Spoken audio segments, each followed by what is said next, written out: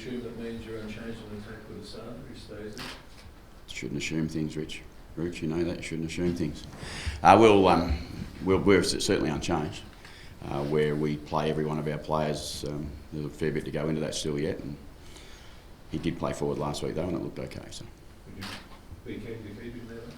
Well, they've got 3 talls with what they do, so there's a little bit going on with what Sydney do or don't do. You know, they put McDonald back last week in the game where they're forced to with injury. Brought Francis into their team, tall back. So we've just got to be a little bit flexible with the way we go about it. So considering that, how close wasn't John Marshall this week? No, he's really close. He done the main training session and just didn't quite pull up as well as we would have liked, and we've been learning all the way through the year, and we're not going to take a chance. So we'll make sure that we do everything we can and get him back as soon as we possibly can. Optimistically, we think that will be next week, but we thought that may have been this week too. So. Do you think if it was someone else in that situation this week, it might have been slightly different given his history with injuries? No, I don't think so, because he just wasn't. He didn't pull up well. So if someone doesn't pull up well, then they don't play. That chase for consistency. It's been pretty good, hasn't it, so far? So when you come up against a team that you've beaten 7 times in a row, do you sense that gives you a sense of confidence, plus what happened last week, that if you roll into this game and good move? No, not really. They're 6 points clear on top of the ladder. Previous form, we all know this year, we've had some examples ourselves this year of what we haven't been able to do or have been able to do, and we've been able to turn them around. Every club at some point gets an opportunity to turn around. We know how good Sydney are, and we know what to expect. They've got Rowbottom come back into their team. They've got their complete midfield. They're a pretty damn good team. So we're going to take everything we've got. Can you play it, if Todd does come back next week, can you play Asava, Todd, Charlie and Mitch in the same forward line, or is that too... Ask me next week, man. If I've got that choice. Wait and see. I think optimistically, everyone calls our boys 4 talls. Mitch Georgiadis is way smaller than a fourth tall, and he runs like our best 5 or 6 runners at our club. So we don't believe he's a tall. So that may be forecast what we might think. Bergman missed a fair chunk of training on Wednesday. Obviously Bergman missed a fair chunk of training on Wednesday, but he's been named. Is he carrying anything? You need to watch our training every week. He misses training every week, Miles. He's a well-managed player. He's had a history of groin history, which we have to manage most weeks. So he doesn't train, particularly in short turnarounds. We've had a couple of them. We look after him a bit, but nothing unusual. He'll play. What do you like most about Asava as a forward? Oh, I think he's just clearly he's got some weapons that are hard to combat. He's a big man. He jumps at the ball. He's got great power.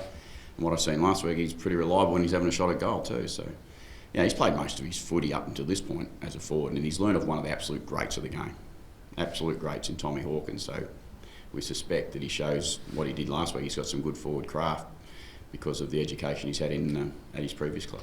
Was it purely the personnel going down that made you explore that route? I know a couple of weeks ago you said you brought him as a key back, but do you think you would have eventually explored this option anyway?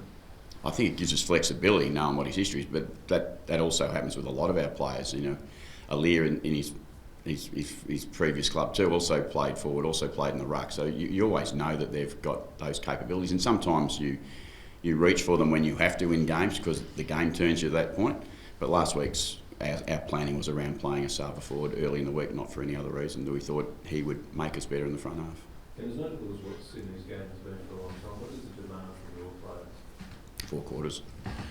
4 really strong competitive quarters because you know how good they're going to be for how long they're going to be. So, you know, they're on top for a reason, and, you know, being one of the absolute great clubs in my time in footy back in the AFL, and, you know, have so much respect for the way they play their games. Repeatedly, John Longmire said that when Port plays Sydney, it's your pressure game that challenges it the most.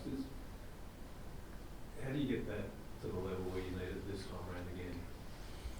Sydney make you bring that, and obviously from our point of view, we expect to do that every game. And sometimes you can miss by a little bit, but more often than not, your effort to bring pressure is always high. Most teams are. Squad ran out of puff last year.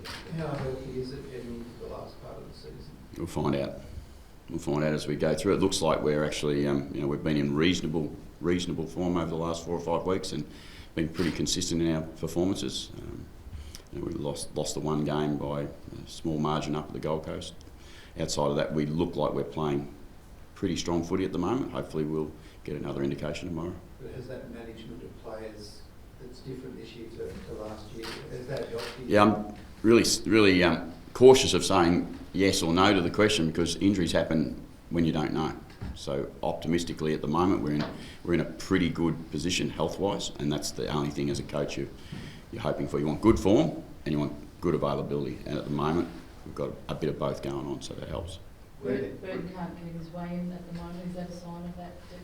Yeah, I think that's good form. I think that's what's happened. Logan Evans has been a really good story for us, and come in and play, and he's owning his spot. Good on him. He's playing really well, and obviously with Dan and Lockie and Faz, there's a number of good halfbacks. Ryan's not the only one. Dylan Williams. There's a number of Josh Sin. We've got availability, as I said, and they're playing in the sample. So it gives us some confidence that if unfortunately we do get injuries, we've got something to turn to. What's pleased you most about this little stretch that you're in? Yeah, winning, mate.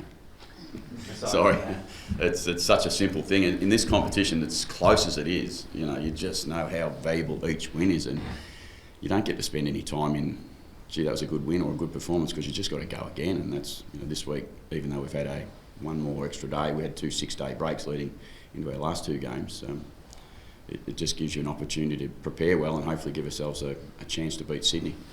Where's Ivan Soldo at? It's felt like he'd been sort of a couple of weeks away for a few weeks now. Looks optimistic. We're optimistic that he's nearly available. It's short term, very short term, I hope, but again, we have to progress everyone differently, and we have to see how they respond to every session, and that's how finely managed they are. So we expect Ivan will be nearly available in the next week.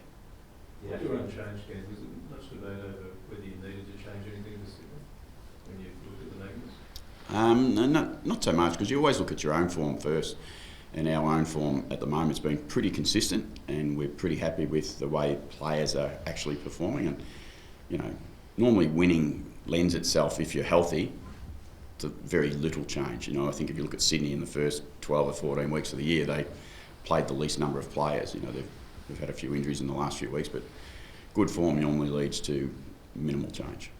Just a word on Aliir, milestone, in some great form over Yeah, he's in as good a form as any key back in the game at the moment, and his last 5 or 6 weeks been ridiculously good.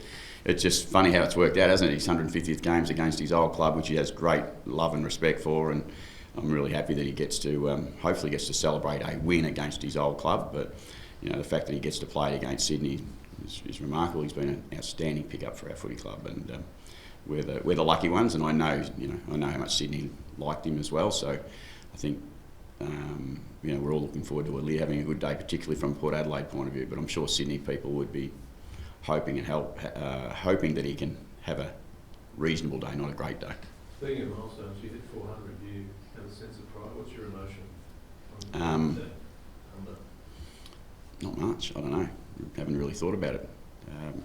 Long time. I said that last time, I think, when I got asked a question about coaching. I've been around a long time. That's probably what it says. I'm not sure much other than that. I haven't taken any time to even think about it, to be honest, Rich. Is there a sense of pride that, considering what happened to Fitzroy, that you endured for so long and found your way to be... It's a bit staggering to myself, to be honest, that I've been around footy at AFL level for that long, because I never wanted to be a part of it when I first started. That I can tell you the truth. As a 17, 18-year-old, the last thing I wanted to do was be a part of AFL footy. I wanted to play footy, but not at AFL level. And now I'm still doing it. It's a bit silly. My love has got stronger.